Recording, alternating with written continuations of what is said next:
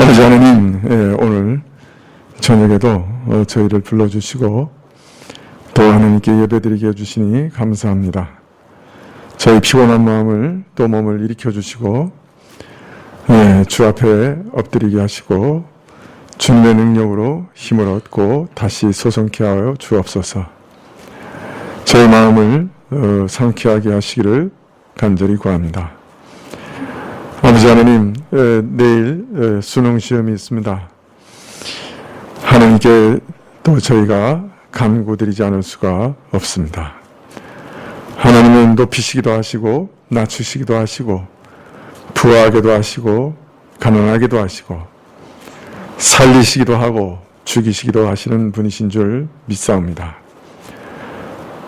그래서 주님께 엎드려 기도합니다. 하나님, 내일 수능시험 보는 모든 우리 자녀들 이 시험을 통해 참으로 하나님이 주시는 큰 유익을 얻을 수 있도록 허락하여 주시옵소서. 하나님, 이러한 높은 담벼락을 뛰어넘을 때 다들 겸손하게 하시고 하나님을 의지하는 법을 배우게 하시고 하나님께 부탁하고 기도하는 마음을 배우게 하여 주시옵소서. 또한 하나님, 부르짖고 구하는 자들에게 담대함을 주시고 또 주님께서 주시는 총명함을 주시고 분별력을 주시고 그리해서 배운 것을 마음껏 다 쓸 수 있게 해주시고 또 다 기억나게 해주시기를 간절히 기도합니다. 저는 그러나 우리 자녀들이 참으로 두렵고 떨린다 할지라도 이 시험에 자신의 인생의 모든 것이 걸려있지 않고 달려있지 않고 사실 이 시험에 당락에도 인생의 그 어떤 것도 달려있지 않고 오직 하나님 한 분께만 자신의 인생이 달려있음을 믿게 하여 주시기를 구합니다. 하나님께서 자신들의 인생을 계획하셨고 또 그 인생 가운데 가까이 계시고 인도하시고 돌보시고 필요를 채우시고 할 일을 주시고 가정을 허락하시고 또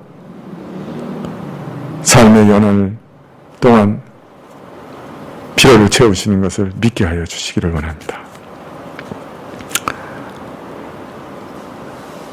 그러나 하나님, 참으로 부모된 자들로서 기도드릴 수밖에 없는 것은 하나님, 우리 자녀들이 순탄한 길 가게 하시기를 구합니다. 평탄한 길 가게 해주시기를 구합니다. 그래서 다 좋은 성적을 받게 해주시고 이 수능이 원하는 대학을 가는데 방해가 되지 않고 도움이 될 수 있게 해주시기를 구합니다. 실수하지 않게 해주시기를 구하고 남김없이 실력을 발휘할 수 있게 해주시기를 구합니다. 그리고 수능 이후의 모든 절차와 또 남은 일들까지도 주님께서 주관해 주시기를 구합니다. 그러나 혹 주님께서 이러한 시험들을 통해서 연단하시고 또 가르치실 것이 있다고 하시면 또 우리 자녀들과 부모들이 잘 배울 수 있게 해주시기도 함께 기도드립니다. 모든 것을 주님께 의탁드립니다. 주님께서 주관해 주십시오. 또 불쌍히 여겨 주시기를 구합니다. 코로나 기간 동안에 참 답답한 일들 겪고 또 여러 가지 참 우울함 가운데 있는 많은 성도들 하나님께서 불쌍히 여겨 주시기를 구하고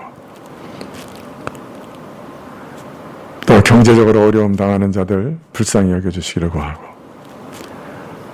육신적으로도 참으로 여러 가지 질병 가운데 어려움을 구하는 자들 불쌍히 여겨주시기를 구합니다. 주님께 모든 것을 탁드리고 말씀 주시기를 구할 때 예수님의 이름으로 기도합나이다. 아멘.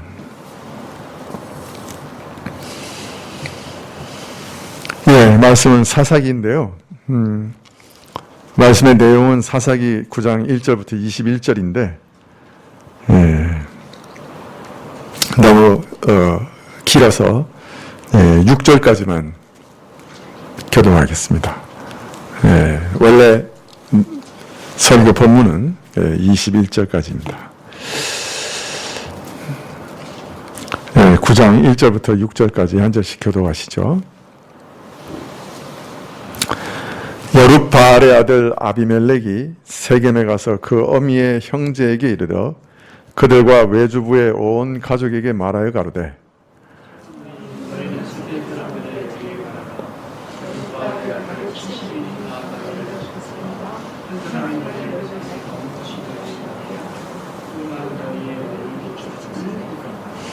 그 어미의 형제들이 그를 위하여 이 모든 말을 온 세겜 사람들의 귀에 고하매 그들의 마음이 아비멜렉으로 기울어서 말하기를 그는 우리 형제라 하고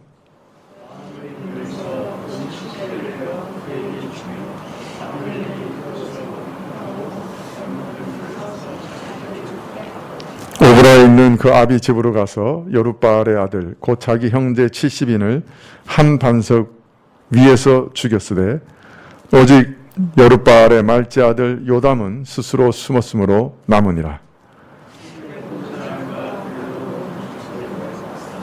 세겜에 있는 기둥 상수리 나무 아래서 아비멜렉으로 왕을 삼으니라.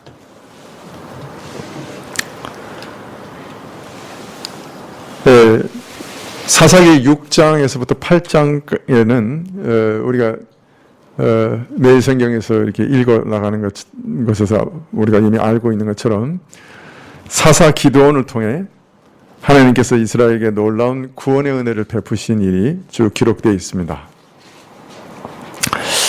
그런데 8장에 보면 기도원이 이러한 구원을 이스라엘에 베푸는 그때 이스라엘의 영적 상태가 매우 혼란스러웠다 하는 것을 우리가 알 수 있어요.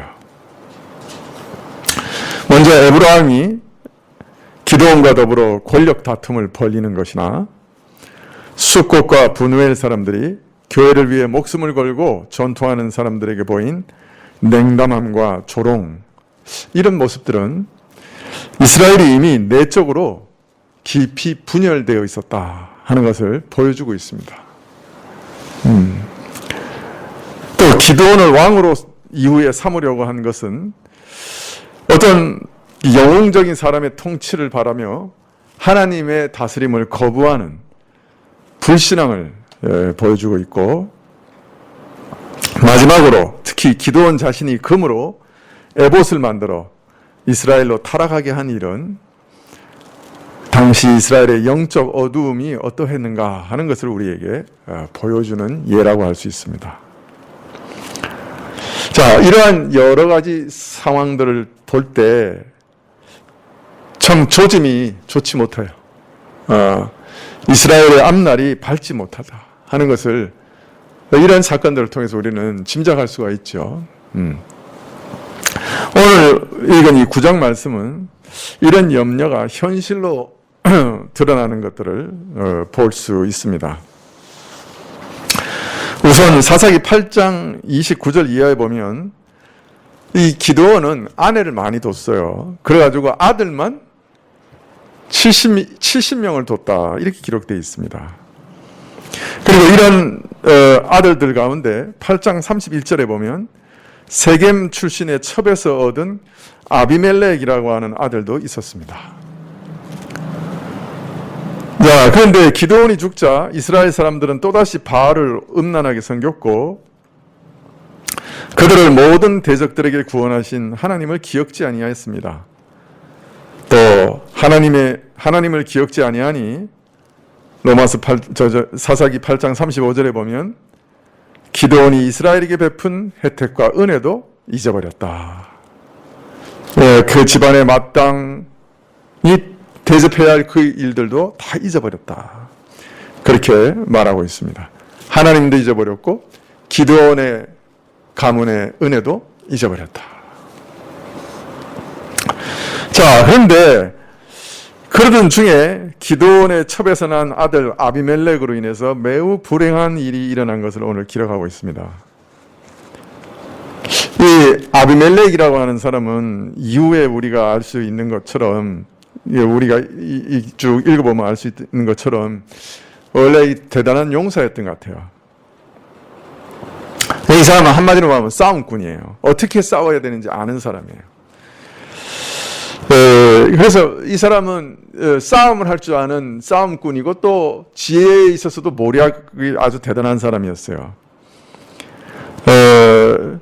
어떻게 하면 사람들을 자신의 마음대로 조종할 수 있는가, 민심을 어떻게 움직일 수 있는가 하는 탁월한 능력을 가진 인물이었어요. 사람들을 지도해서 자기의 뜻대로 부리는 지도력도 대단한 사람이었어요. 세상 수준으로 본다고 하면 한 나라를 이끌 만한 영웅이라고 할 만하죠. 참 대단한 인물이었죠.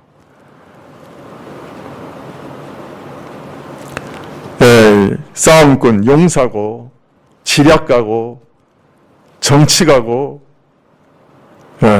참 여러 면에서 다재다능한 그런 인물이었다 할 수 있어요.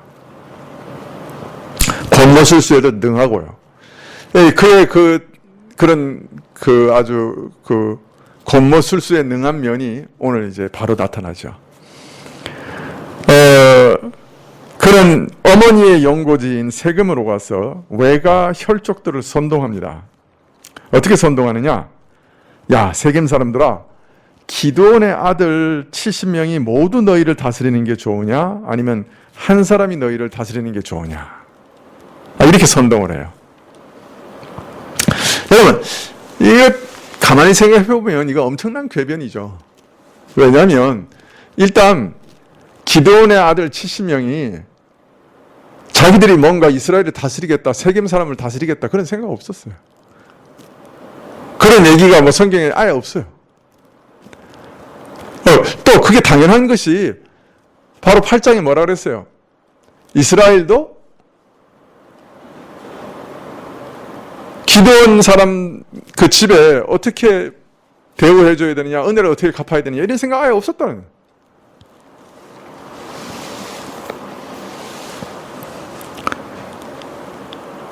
그러니까 당연히 기드온의 아들들을 이스라엘의 지도자로 세울 생각도 전혀 없었을 거예요. 기드온의 은혜도 전혀 기억하지 않았는데 뭘 또 뭐 지도자로 대우를 해줬겠어요. 자, 이것은 그러니까 아주 교묘한 선동이요, 궤변이죠. 기드온의 아들들도 생각이 없고 주변 사람들도 추대할 생각도 없는데 마치 저들이 지금 지도자들이 대해서 너희를 억압하고 참 강박하려고 한다 하는 거짓된 인상을 지금 심어주고 있는 거예요. 그래서 사람들로 하여금 불만과 불평을 품게 만드는 거예요. 이거 참 무서운 선동 정치죠. 그죠? 없는 일을 지어내고 그 가상의 일들을 통해서 사람들로 하여금 불평불만하게 하고 그래서 불만을 품게 하고 아비멜렉은 이런 거짓을 지어내서 권력을 쟁취하는 참 무서운 사람이고 아주 야심가라고 그리고 선동가라고 할 수 있겠죠. 우리가 이 정치가들에 있어서 이런 선동은 항상 조심해야 돼요. 그래서 무슨 얘기든 사실을 잘 따져버려야 돼요. 이런 선동 정치는 굉장히 무서운 거예요. 그러니까 조심해야 돼요.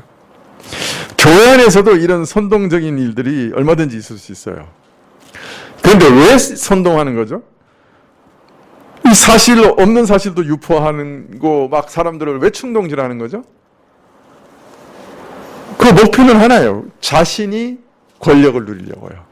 자신이 교회의 일을 좌지우지하고 자신이 뭐든지 휘두르려고요. 그러려면 기존 질서를 무너뜨려야 돼요.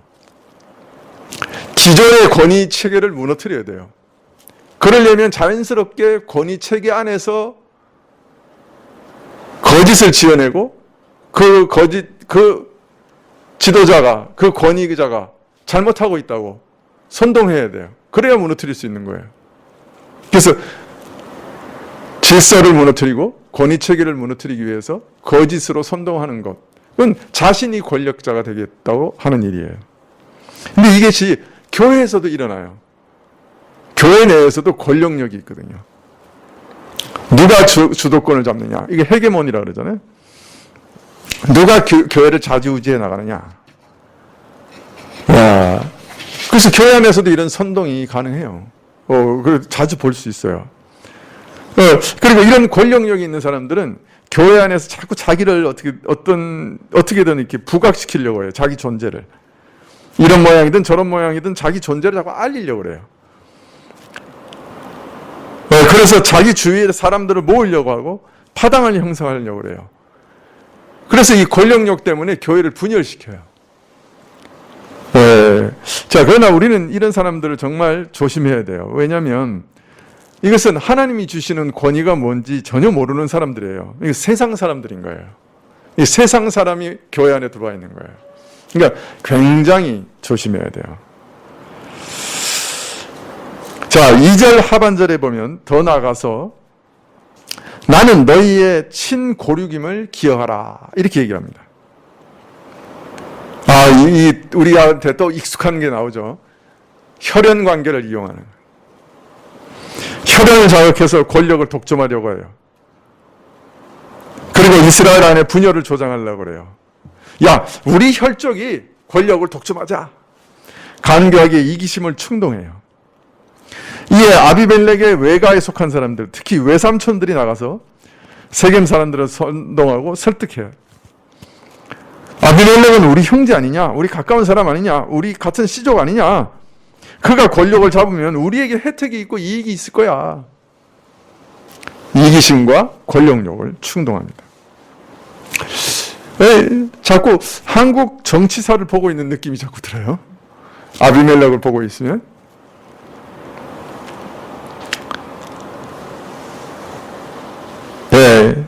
강교한 야심을 가진 사람들이 흔히 사용하는 방식이죠. 그죠? 거짓 선동, 혈연과 지연, 학연을 이용해서 파당을 만들고 세력을 구축하고 이기적인 권력력을 부추기는 것. 여러분, 교회 안에서 우리가 성령 안에서 한 형제라는 사실 이외에 다른 것으로 친해지려고 하거나 하나 되려고 하려면 그것은 성령 하나님을 배신하는 행위죠. 교회 자체를 파괴하는 행위예요. 아주 무서운 죄예요, 사실은. 교회는 오직 성령 하나님 한 분 안에서 하나 되는 거잖아요. 그분이 하나 되게 하신 것을 지키는 곳이잖아요. 근데 거기서 다른 것으로 파당을 만들면 그 아주 무서운 거죠. 심지어는 교회 지도자로 인해서 파당을 만들었던 고린도 교회도 바울은 아주 엄하게 꾸짖었잖아요. 그죠? 그런데 세상의 것을 가지고 들어와서 세상의 혈연관계, 세상의 지연관계, 세상의 학연관계 이런 것 가지고 파당을 만들고 세를 만든다 하면 그건 정말 성령을 회방하는 것이라고 할 수 있어요. 성령의 하나 되게 하심을 회방하는 거예요. 파괴하는 거예요. 아주 무서운 죄예요. 근데 이런 일들이 아주 만연해요. 그게 얼마나 무서운 건지 잘 모르는 거예요.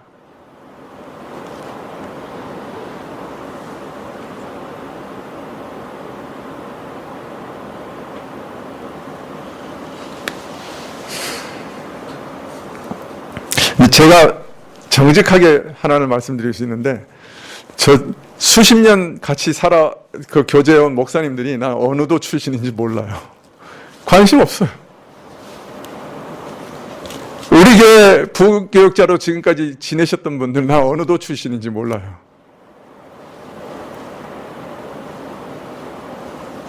학교는 간혹 알게 돼요. 이렇게 얘기하다 보면 어느 학교 나왔다 뭐 이런 얘기 듣는데 나는 그 사투리 들어가지고는 그게 어느 돈인지 몰라요.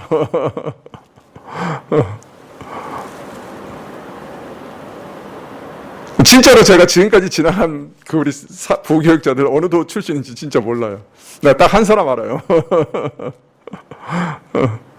나머지는 몰라요, 내가. 어느 도 출신인지.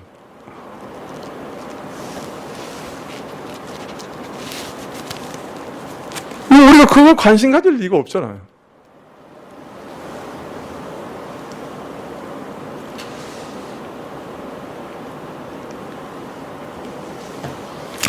우리가 성령 안에서 한 형제가 그걸로 충분하지 않아요? 이미 하나인데. 그죠? 더 거기서 뭔가 하나 되기 위해서 다른 뭐가 필요해요?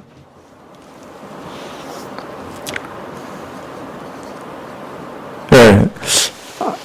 아비멜렉의 충동을 받아서 세겜 사람들은 바알 부린 묘에서 은 70개를 취해서 거서 자금으로 아비멜렉에 제공합니다. 이 바알 부릿은 계약의 바알이라는 뜻이에요. 자, 그러니까 거기다가 이제 여기 바알 부릿의 묘라고 되어 있는데 이게 집이라는 뜻이에요. 즉 바알의 신당을 가리키는 거죠. 이미 여호와 하나님을 버리고 이 사람들은 바알 신과 언약을 맺고 있었던 사실을 이 우상 신당의 이름으로 우리는 짐작할 수 있어요. 이 세겜 사람들 이미 바알 신에 가고 계약 맺은 사람들이에요. 아비멜렉은 이 돈으로 물회배, 불량배, 폭력배를 사서 아비 기드온 집으로 쳐들어갑니다. 그래서 잘 평안하게 살고 있는 자기 형제들을 한 반석 위에서 죽입니다. 이때 오직 말지 아들 요담만 스스로 숨었기 때문에 살아남습니다. 참 이상한 거짓말 하나 지어내가지고 사람들 모아가지고 아무 죄 없는 사람 70명을 죽이고 그 일을 통해서 자기가 왕이 됩니다. 참 무섭죠? 세겜 사람과 밀로 족속이 모여서 아비멜렉을 왕으로 세웠습니다. 거짓 선동과 혈연, 이기심과 권력욕, 파당 이런 것을 조장해가지고 거기다가 무레베를 고용해서 살육을 통해 왕이 됩니다.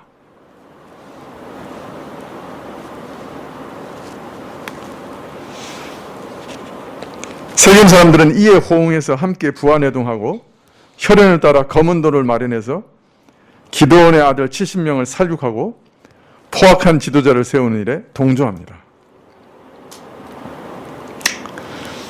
자, 오늘 읽은 본문 바로 뒤에 보면 세겜 사람들이 아비멜렉을 왕으로 삼았다는 소식을 듣고 유일하게 살아남은 기드온의 막내 아들 요담이 세겜 뒤편의 그림심산 꼭대기에 올라가서 큰 소리로 외치는 장면이 나옵니다.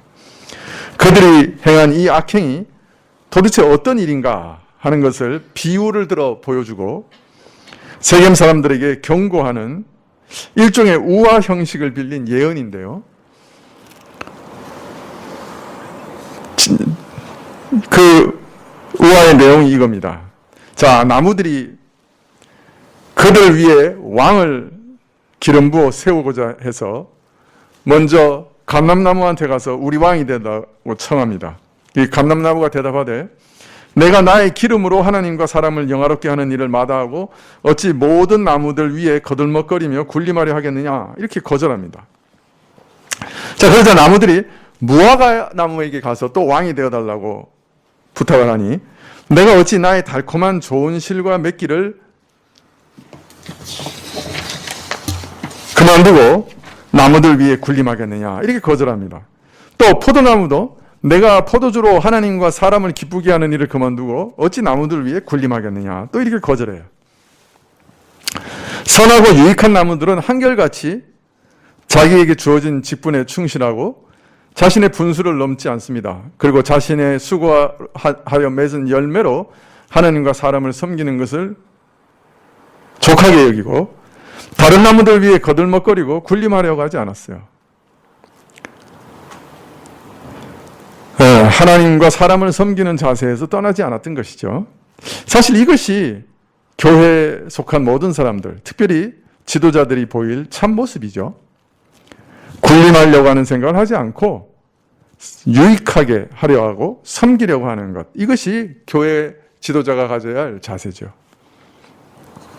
자, 그런데 마지막으로 아무 열매도 없고 남에게 유익을 주지 못하는 가시나무한테 가서 왕이 되려고 부탁하니까 마치 기다렸듯이 선뜻 응낙하면서 여러 가지 달콤한 약속을 합니다. 너희가 참으로 나를 기름 부어 너희 왕으로 세운다면 내 그늘에 들어오는 자를 내가 보호할 것이다. 그러나 내 그늘에 들어오지 아니하는 자가 있으면 불이 나와서 저를 살을 것이다. 쉽게 말하면 내 앞에 고분고분하면, 그래서 나를 섬기면 내가 보호하고 여러 가지 혜택을 베풀겠지만 내 그늘에 들어오지 않는 자는 무자비하게 제거해버리겠다. 네, 이렇게 포악한 성격을 드러내는 것이죠. 남을 섬기려는 마음은 전혀 없고 유익을 주려고 하는 마음은 전혀 없고 자기의 이기적인 권력욕만 채우려고 하는, 자기 그늘 안에 들어오지 않는 자는 무자비하게 제거해버리는, 세겜 사람들이 세운 아비멜렉이 바로 이런 지도자임을 나무를 빗대어 말한 것이죠.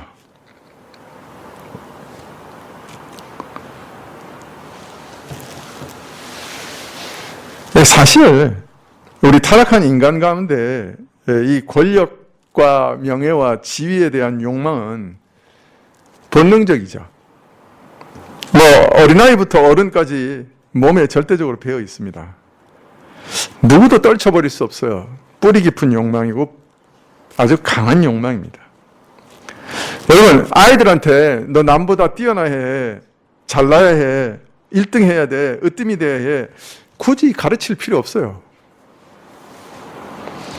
그거 안 가르쳐도 돼요. 왜? 내버려 두면 자기들끼리 서로 어울려서 살다 보면, 야, 내가 이거 남보다 잘 돼야지, 으뜸이 돼야지 편하고 이익이 되겠구나, 금방 알아요.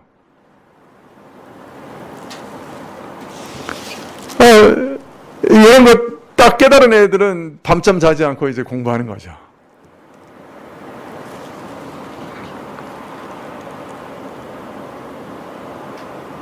졸업하고 나와서도 아주 정말 고생하고 계획도 세우고 온 에너지를 다 쏟아가지고 물불을 가리지 않고 일을 하죠. 간슬게 다 빼주고 남한테 부탁하고 설득하고 그렇게 살죠. 왜? 크게 되려고요. 권세 잡으려고요.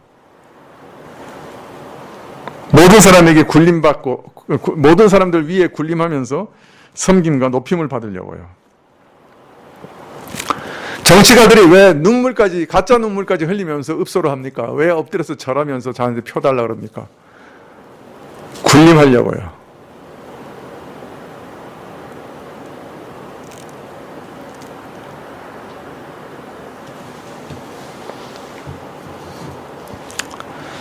그러나 영원한 하나님이시요 만물의 높임과 찬송과 섬김을 받으시기 합당하신 우리 예수님께서는 스스로 사람이 되시고 종의 모습을 취하시고 종의 위치로 내려오셨지요. 섬기되 자기의 목숨까지 주시며 우리 죄인들을 섬기셨죠. 권세란 무엇인가? 권세의 진정한 위대함은 무엇인가? 권이라고 하는 것은 윗사람의 칭찬과 섬김을 받는 것에서 나타나는 것이 아니라 남을 진정으로 섬기는 것에서 나타난다 하는 것을 몸소 본으로 보여주셨죠. 그래서 우리 교인들은 이 권세에 대한, 지위에 대한 생각 자체가 아주 달라야 돼요. 세상하고 달라야 됩니다. 세상에서는 앉아서 먹고 섬김을 받는 것이 대단한 일이라고 생각하지만 이거 큰 오해라. 교회에서는 섬기는 것, 일어서서 섬겨주는 것, 그것이 가장 위대한 길이라. 이렇게 생각이 바뀌어야 돼요. 교회 안에서 권세욕을 가지고 하나님이 주시지 않은 것을 스스로 쟁취하려고 하고 유언비어를 만들어내고 거짓을 지어내고 파당을 만들고 권력을 쟁취하려고 하는 것, 사실은 저주의 길을 택하는 것이에요.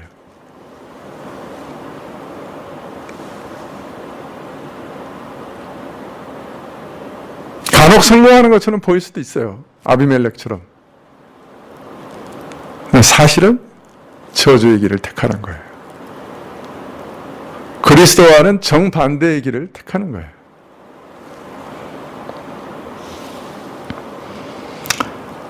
교회 안에서도 누가 서로 높으냐, 누가 더 사람들의 인정을 받느냐, 누가 더 눈에 띄느냐, 서로 견제하고 지시하고 다투는 모습을 보게 되는데, 그것은 세상의 권력력이 교회에 침투한 것이에요.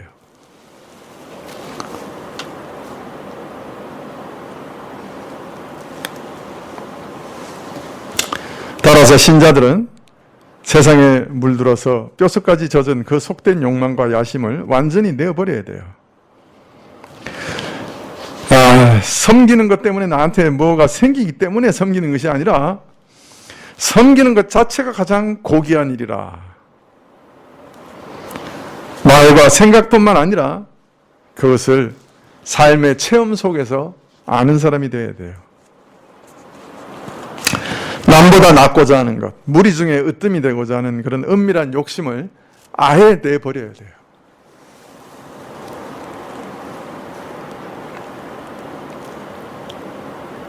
참 어렵죠? 노예에서도 이렇게 가서 보면 그 다툼이라고 하는 것이 늘 생기는데, 거기 보면 항상 이 야심이 내가 남보다 높이 되리라, 내가 다스리리라, 내가 으뜸이 되리라 하는 그 야심이 거기 딱 자리 잡고 있어요. 참 그거 버리기 어려워요. 그저 사람들을 유익하게 하고 어떻게든 섬기리라. 참 어려운 것 같아요.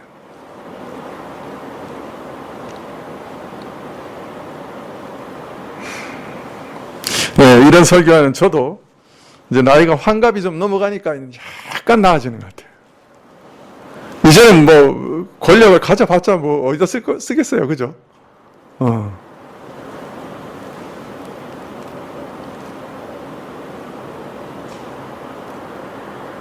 제가 총무로서 총회장 되신 분들 6분을 섬겼는데, 총회장 그거 아무것도 아니거든요.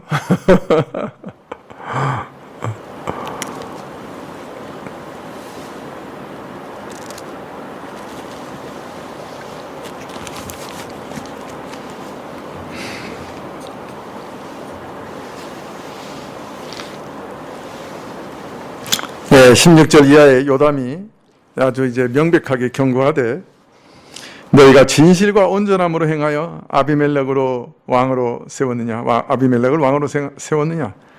내 아비 기드온이 너희를 위해 행한 일, 너희를 위해 싸워서 목숨을 돌보지 않고 미디안의 손에서 너희를 구원한 일에 너희가 합당하게 마땅한 보답을 행했느냐? 너희가 내 아버지 집에 관여하여서 아들 70을 한 자리에 죽이고 아비멜렉이 내 형제라고 한 핏줄이라고 해서 왕으로 세웠으니 참으로 이 일을 너희가 진실과 의로움으로 기드온 집안에 행한 일이라고 하면 너희를 인하여 아비멜렉에게도 기쁨이 있고 아비멜렉을 인하여 너희에게도 기쁨이 있을 것이다. 그러나 실상 너희가 흉악한 일을 행하였으므로 아비멜렉에서 불이 나와서 세겜과 밀로의 족속을 불살을 것이요 세겜과 밀로 족속에서도 불이 나와 아비멜렉을 불살을 것이다. 모든 정당치 못한 동기, 악한 동기에서 혈연과 검은 돈, 권력욕, 이기심으로 악한 자를 교회 지도자로 삼은 이 일의 결과가 어떻게 될 것인지 예고하고 있는 것이죠. 서로가 서로를 물어뜯어 피차망할 것이라. 이어지는 말씀들을 쭉 보면 3년이 지난 후에 이 예언들이 다 이루어지죠. 세겜 사람들을 아비멜렉이 다 죽여버렸고 또 아비멜렉도 이 와중에 죽게 되죠.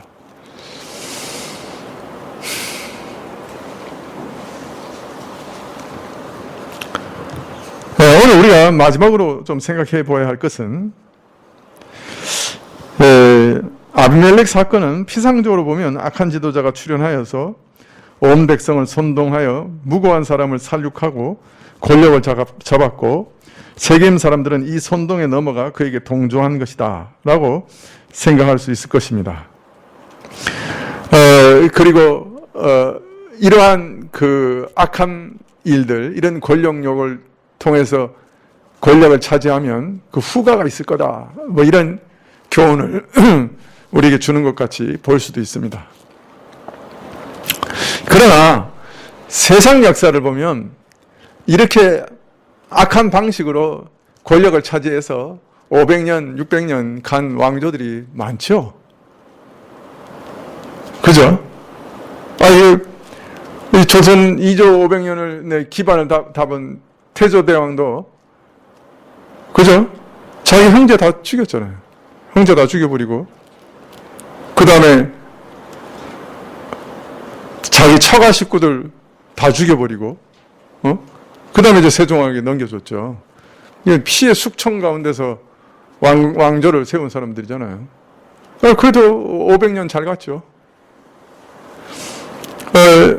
중국 문화 중에 찬란한 문화를 만든 것 중에 송나라와 당나라를 치는데, 당나라 이세민이는 자기 형을 죽여버렸죠. 그죠? 아주 뼈를 내서 형을 유인해가지고 화살로 쏴 죽였죠.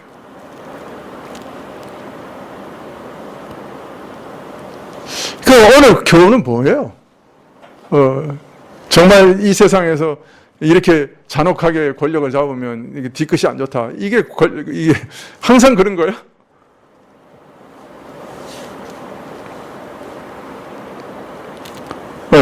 유반이라고 하는 사람은 권력을 잡은 다음에 한 나라를 세운 다음에 토사구팽이라 유명한 한신이나 이런 장군들 다 죽여버렸죠.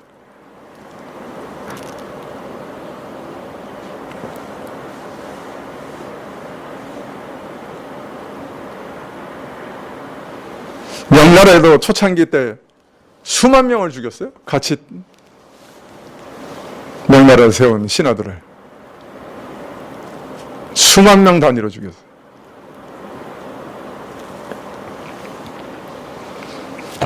오늘 그런 교훈을 우리에게 주시는 그런 말씀은 아니겠죠. 또 오늘 말씀의 진짜 교훈은 뭐예요? 사실 이게 진짜 문제는 뭘까요? 오늘 사건에 있어서 진짜 문제는, 아까 얘기했죠. 6장과 7장, 8장을 넘으면서 분위기가 바뀌었다. 아주 많이 바뀌어요. 교회가 분열이 되고, 교회 영적 수준이 타락하고, 추락하고, 이 교회 앞날이 이거 좋지 않겠구나.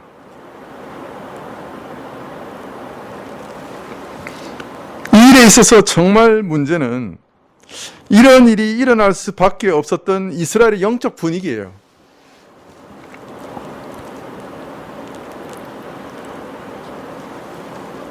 교회에 이런 일이 일어날 수 있게 된 그 영적인 분위기가 문제예요. 아비멜렉 같은 사람들이 내가 한번 내 힘으로 이스라엘을 다스려 보겠다, 권력을 한번 이런 술수를 통해서 잡아보겠다 생각할 수 있는 어떤 분위기가 있었다. 교회 자체가 이런 것을 도저히 용납하지 않는 그런 분위기였다고 하면, 견고하게 확고히 서 있었다고 하면 이런 악한 자가 이런 생각을 품을 수도 없었을 거예요. 악한 생각을 품고 얘기한다고 그래도 혼자 떠들다가 말게 되죠.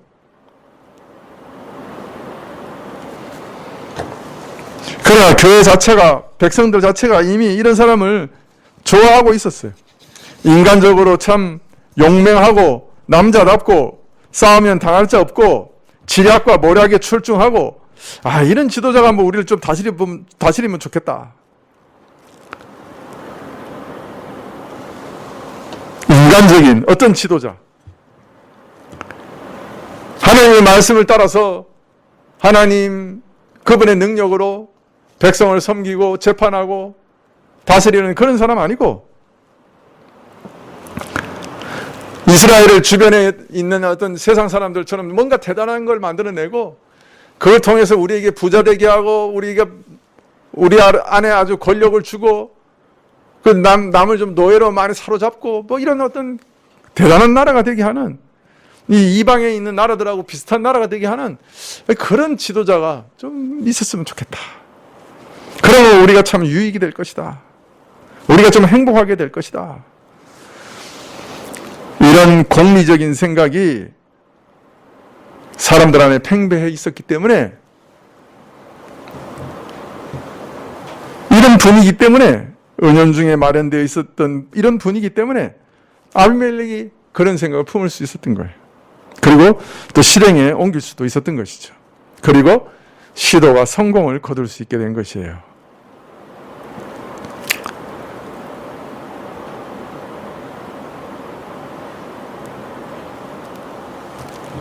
즉 교회가 세상을 좋아하고 세상의 공리적인 이익을 추구하고 세상에서 잘 되는 것을 추구하고 세상에서 부자 되는 것을 추구하고 세상에서 높아지는 것을 추구하면 그런 일을 실행할 수 있는 사람을 지도자로 뽑을 수밖에 없는 거죠.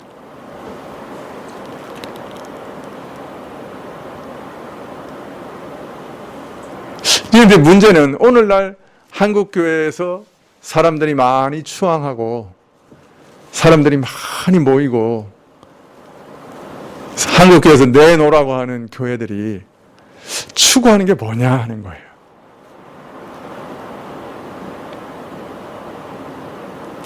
혹 오늘 아비멜렉 시대에 이스라엘이 추구했던 거하고 똑같은 거 아닐까?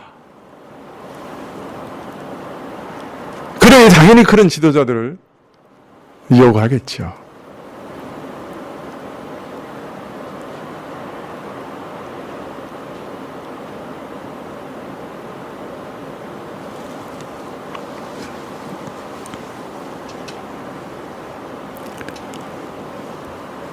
예, 코로나 시대가 돼서 제가 조금 여유가 생겨서 한국교회 설교들을 좀 들어볼 수 있는 기회가 생겼어요. 참 설교 잘하시는 분들 많더만요. 근데 그 내용이 미안한 말이지만 복음은 별로 없는 것 같아요. 일종의 그리스도인다운 처세술? 그리스도인으로서 바람직하고 올바르게 살아가는 도덕적인 삶? 이런 건 참 많아요. 그리고 또 예화도 참 재밌고 뭐 사람을 좀 흥분하게 하는 것도 있고 너희가 그리스도인의 사명을 다 감당해야 되지 않느냐 뭐 이런 것들도 참 이렇게 사람을 이렇게 막 그 뭐랄까요? 이렇게 그 동기를 막 부여해주고 뭐 이런 것 참 잘하시는 것 같아요. 그런데 가만히 따져보니까 좀 답답해요. 왜냐하면 거기 있는 분들이 만약 20년, 30년 저런 설교를 계속 듣는다고 하면 정말 구원에 이르는 은혜를 알 수 있을까? 구원의 복음을 정말로 듣는다고 할 수 있겠나? 저분들은 그 구원의 은혜를 완전히 다 알고 모든 교인들이 다 구원받았고 구원에는 아무 문제가 없다고 생각하면서 그걸 전제로 해서 꼭 설교를 하는 것 같아요. 근데 정말로 그런가? 우리가 평생 동안 구원의 복음에 집착하지 않고 창념하지 않을 때 또 그런 좋은 삶을 살 수가 있을까? 바른 동기 안에서. 이제 그런 생각들 많이 하게 됐어요.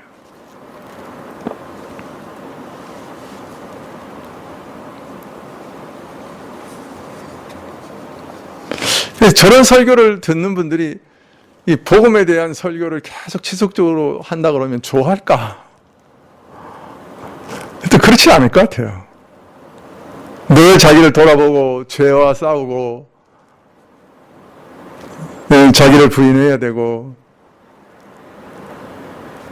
하나님의 말씀 앞에 자기를 부딪히고 깨지고 낮아지고 그런 짐을 감당할 수 있을까? 너희는 존귀한 자들이고 너희는 하나님께서 쓰시는 도구들이고 너희들은 이 사회에서도 성공할 수 있고 이런 좋은 목표를 따라서 일생을 헌신해야 되고 너희는 하나님의 군사요. 이렇게 추켜 세워주는 일들 속에서 살다가 하나님 말씀 앞에서 우리가 얼마나 처참한 죄인인가 하는 걸 매일 일깨우면 그게 참 나만 하겠는가 그 사람들이. 네, 그런 생각도 하게 됐어요.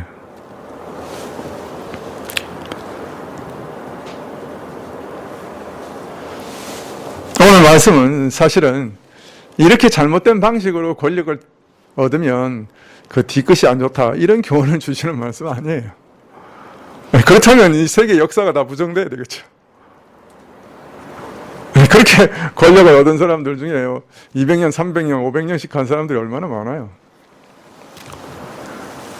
오늘 말씀은 우리에게 어떤 교훈을 주는 걸까요? 교회 안에서의 영적인 흐름을 주의해야 한다는 것이에요. 이 영적인 부패가 얼마나 무서운 것인가 하는 것을 우리에게 알려주고 있는 것이죠. 그리고 그 결과가 아주 처참한 것이다 하는 것을 알려주고 있는 것이죠.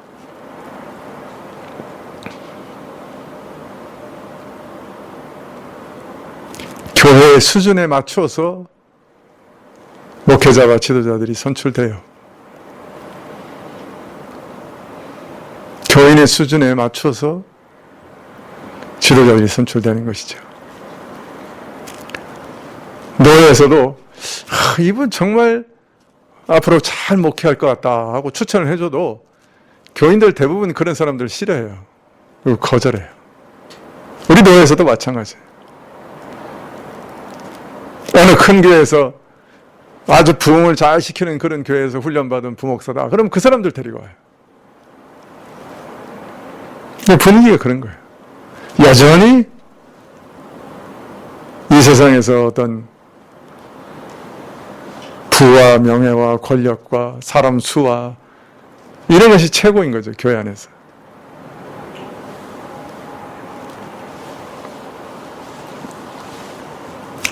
오늘 말씀의 교훈은 이스라엘의 이러한 부패한 모습과 이것이 초래한 끔찍하고 불행한 옛날을 돌아보면서 우리 스스로를 돌아보라고 하시는 것입니다. 살펴보라고 하시는 것이에요. 그리고 우리로 하여금 이런 어리석고 무지하고 부패한 데 빠지지 않도록 주의하라. 교회가 물질주의, 기복신앙, 공리주의 이런 것 빠지지 않도록 조심하라.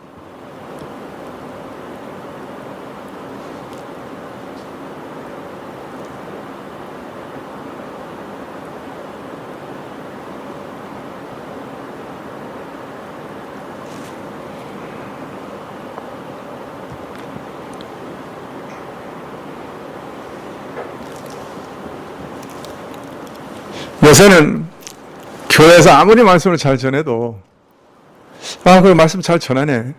그러지만 그 교회에 오지는 않아요. 왜냐하면 자기 수준과 레벨이 있기 때문에 그래도 내가 다니는 교회가 어느 교회다 얘기하면 사람들이 그런 교회 다니십니까? 라고 인정할 만한 교회를 찾으러 간다.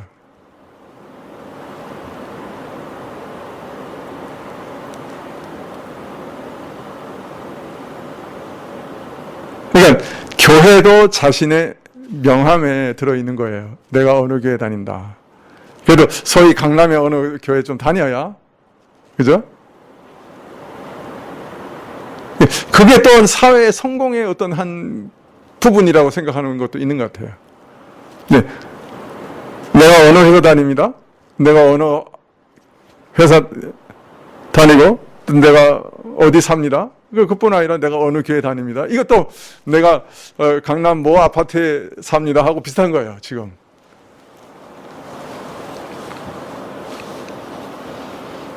이것이 지금 교회 안에 있는 분위기라고요. 이것이 교인들 안에 전체적으로 흘러가는 분위기라.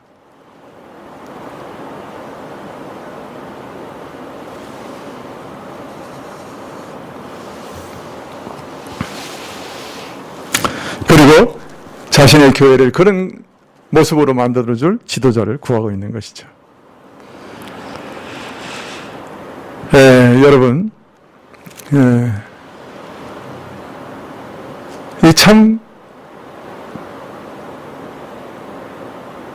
분별하기 참 까다로운 부분이 있어요. 우리 마음속에 항상 그런 거 원하기 때문에 그래요.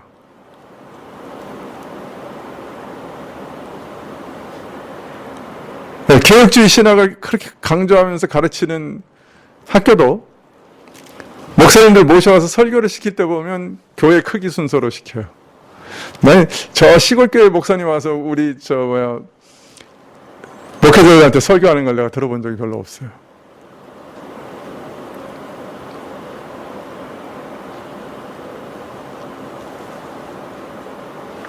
이미 그 밑에 큰 흐름이 있는 거예요. 이런 지도자를, 아비멜렉 같은 지도자를 기뻐하는 흐름, 세상에서 성공하고 세상에서 어떤 뭐랄까요, 명예를 얻고 권력을 얻고 부귀를 얻게 하는 그런 사람을 지도로 세우려고 하는 흐름, 그것이 교회까지도 들어와 있는 거. 교회 목사도 그런 걸 우리에게 가져다주고 어떤 자부심과 명예를 가져다주는 그런 사람.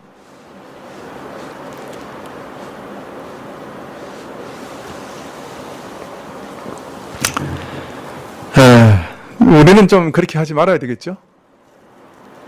앞으로 또 이 교회에 또 새로운 지도자들을 세우고 목회자들을 세워야 할 터인데, 어찌하든지 우리는 하나님의 뜻을 잘 분별하고 좀 섬기는 것을 가장 귀하게 생각하고, 교회와 세상이 얼마나 다른 곳인가 하는 것을 참으로 알고,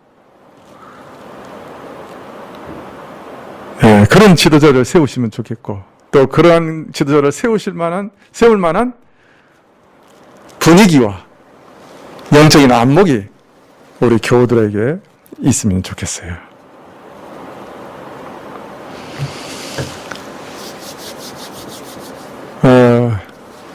저는 종종 그렇게 생각이 들어요.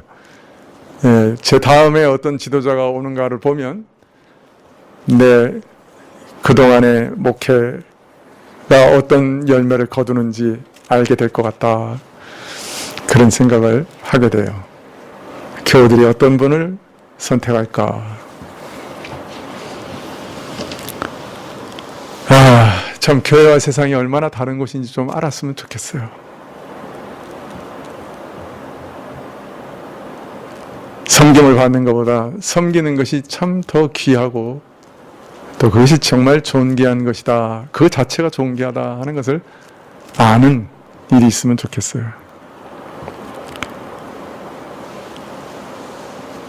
공의, 이기심, 명예욕, 이것이 아니라 하나님께 순종하고 하나님 뜻을 구하고 하나님의 인정만을 구하는 그런 교회가 되면 좋겠어요. 기도하시겠습니다.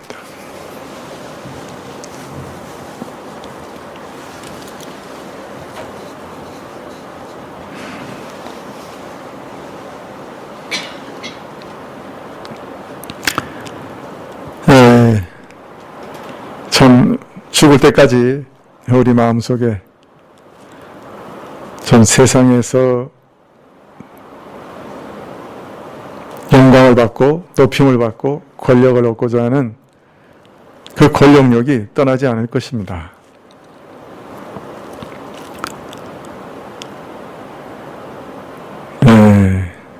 하나님께서 저희를 보호해 주시기를 원하고, 또 무릎 꿇어 주께 의탁하는 것은 주께서 기뻐하시면 이 교회도 보호하여 주십시오. 목회자부터 보호해 주시기를 원하고, 또 우리 교우들도 보호해 주시기를 원하고, 또 다음에 세워질 지도자도 참으로 하나님께서 귀하게 생각하는 참된 지도자가 세워지게 하시기를 구합니다. 예수님의 이름으로 기도합나이다. 아멘. 네, 주님과 주신 기도로 예배를 드리겠습니다. 하늘에 계신 우리 아버지시여, 이름이 거룩히 여김을 받으시오며 나라의 마옵시며 뜻이 하늘에서 이루어진 것 같이 땅에서도 이루어지이다. 오늘날 우리에게 일용할 양식을 주옵시고, 우리가 우리에게 죄 지은 자를 사하여 준 것 같이 우리 죄를 사하여 주옵시고, 우리를 시험에 들게 하지 마옵시고 다만 악에서 구하옵소서. 대의 나라와 권세와 영광이 아버지께 영원히 쌓옵나이다. 아멘.